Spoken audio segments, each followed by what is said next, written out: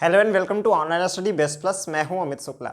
हम अपने थिंकर्स इस वाली सीरीज़ में जो हम लोग कर रहे थे उसमें से हमारा नेक्स्ट थिंकर है जॉन लॉक। मैं फिर से आपको एक चीज़ रिमाइंड करा दूं, मैं बोर्ड में सिर्फ उतना लिखूंगा जो आपको अपने नोट्स में लिखना है। बाकी जो एक्सप्लेन कर रहा हूं आपकी वो कॉन्सेप्चुअल क्लैरिटी के लिए है। मेरे पढ़ाने का उद्देश्य दो है, राइट। वीडियो बनाने का उद्देश्य दो है। कॉन्सेप्चुअल क्लैरिटी हो जाए, आंसर राइटिंग का फॉर्मेट क्या होना चाहिए ये आपको हो जाए, ताकि ऐसा ना हो कि जब आप पढ़ रहे हों तो आंसर राइटिंग ना कर रहे हों। जब आप नोट्स भी बना रहे हैं आप तब भी आंसर राइटिंग ही कर रहे हैं। ये मेरे वीडियो बनाने का पर्पज है। So let's begin. John Locke.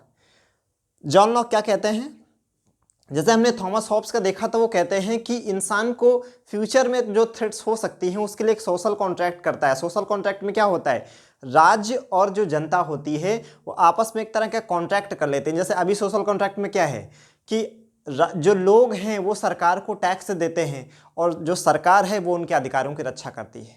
यही है ना सोशल कॉन्ट्रैक्ट। इसी तरह जो जॉन लॉक हैं वो कहते हैं कि स्टेट ऑफ नेचर में लोग बहुत आनंद के साथ में जीवन जी रहे हैं। In state of nature, people are in complete bliss. Even then, people will make state. Why? The same concern is here. Threat in future. ये क्या कह रहे हैं कि अभी जो प्राकृतिक अवस्था है, स्थिति है, उसमें लोगों का जीवन बड़ा आनंदपूर्ण है, लेकिन भविष्य में कोई खतरा हो सकता है। इसके लिए वो क्या करेंगे, सोशल कॉन्ट्रैक्ट करेंगे। लेकिन इनका सोशल कॉन्ट्रैक्ट थोड़ा सा अलग होगा। अलग किस मायने में कि जब थॉमस हॉब्स कहते हैं सोशल कॉन्ट्रैक्ट के बारे में तो वो लेविएशन की बात करते हैं, सी मॉन्स्टर की बात करते हैं। जो स्टेट है वो इतना पावरफुल होगा कि यहाँ को सेपरेशन ऑफ पावर नहीं होगा। लोग अपने सारे राइट किसे दे देंगे, स्टेट को दे देंगे, except life, right to life. लेकिन जॉन लॉक क्या कहते हैं, क्या कहते हैं? In state of nature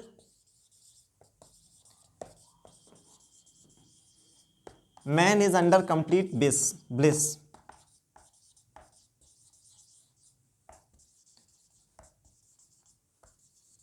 but threat in future, so people will make the state.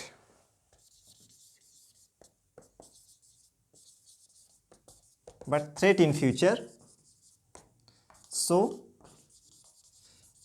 people will make state. लेकिन और ये कहते हैं कि in state of nature people enjoys the right and those are natural rights. क्या बोलते हैं कि स्टेट ऑफ नेचर में, जब स्टेट ऑफ नेचर है तो लोगों के पास राइट हैं। कौन से राइट हैं? नेचुरल राइट है, नेचुरल राइट है। लेकिन फिर भी वो सोशल कॉन्ट्रैक्ट करेगा। सोशल कॉन्ट्रैक्ट मतलब समझ गए ना, जनता एक तरफ है, एक तरफ सरकार है, उनके बीच में एक तरह का समझौता है। जैसे अभी सोशल कॉन्ट्रैक्ट थ्योरी क्या कहती है कि जो लोग हैं वो अपने मतदान का प्रयोग करके सरकार बनाएंगे, आर्थिक कर के रूप में योगदान करेंगे, जिससे सरकार अपने काम कर सके। सरकार बदले में क्या करेगी, उनके अधिकारों की रक्षा करेगी, जो वो जीवन में बेहतर से बेहतर पाना चाहते हैं उसके लिए फैसिलिटेट करेगी। ये अभी सोशल कॉन्ट्रैक्ट थ्योरी कहती है। तो स्टेट ऑफ नेचर में लोगों के पास नेचुरल राइट होते हैं। तो अगर कहीं भी नेचुरल राइट पे कोई क्वेश्चन आ जाए तो आप किसको कोट कर सकते हैं? जॉन लॉक को, कि in state of nature people enjoys right and those rights are natural rights, but people will make state, right. क्यों? तो सोशल कॉन्ट्रैक्ट करेंगे। सोशल कॉन्ट्रैक्ट में क्या होगा कि वो कहते हैं कि देखिए लोग सीधे स्टेट नहीं बनाएंगे, लोग पहले सिविल सोसाइटी बनाएंगे। मतलब 150 लोग मिलके एक ऑर्गेनाइजेशन बना लेंगे जो लोगों के जीवन को कंट्रोल करेगा कि ये गलत है, ये सही है। क्योंकि एथिक्स क्या है, it is all about what is right and what is wrong, right. तो क्या होगा सोशल कॉन्ट्रैक्ट में? सबसे पहले क्या बनाया जाएगा? Civil society. After that people will make state. लेकिन यहाँ पे जो स्टेट होगा, here you find the separation of power, यानी यहाँ पर एग्जीक्यूटिव भी होगा, यहाँ पर लेजिस्लेटिव भी होगा और यहाँ पर जुडिशरी भी होगी। अंतर क्या है दोनों थॉमस होब्स और जॉन लॉक में? जॉन लॉक कहते हैं कि लोगों के पास राइट होंगे, वो नेचुरल राइट हैं, लेकिन threat in future, so they will make social contract. लेकिन वो स्टेट सीधे नहीं बनाएंगे, पहले सिविल सोसाइटी बनाएंगे और धीरे धीरे खुद को इवॉल्व करते हुए फिर वो स्टेट बनाएंगे। बट ये स्टेट थॉमस होब्स की तरह का स्टेट नहीं होगा। Here you find the separation of power. ठीक है, अच्छा वो क्या कह रहे थे, वो कह रहे थे थॉमस होब्स कि लोगों ने अपने सारे अधिकार राज्य को दे दिए हैं और राज्य इतना पावरफुल है कि वो उनके राइट्स को प्रोटेक्ट करेगा सिवाय राइट टू लाइफ के। लेकिन ये क्या कहते हैं, ये कहते हैं कि under this condition people will have 3 kinds of right. Under this condition people will have 3 kinds of right. Sorry, 3 kinds of rights. लोगों के पास 3 तरह के राइट होंगे। कौन कौन से राइट होंगे वो? एक उनके पास होगा राइट टू लाइफ, दूसरा क्या हो जाएगा राइट टू लिबर्टी, और तीसरा क्या हो जाएगा right to property. Right to property. इसमें क्या था, केवल राइट टू लाइफ था लोगों के पास। यहां पे क्या है लोगों के पास, राइट टू लाइफ है, राइट टू लिबर्टी है एंड राइट टू प्रॉपर्टी है। एंड वहां पे उन्होंने सबसे ज्यादा जो एम्फेसाइज किया था वो राइट टू लाइफ में किया था।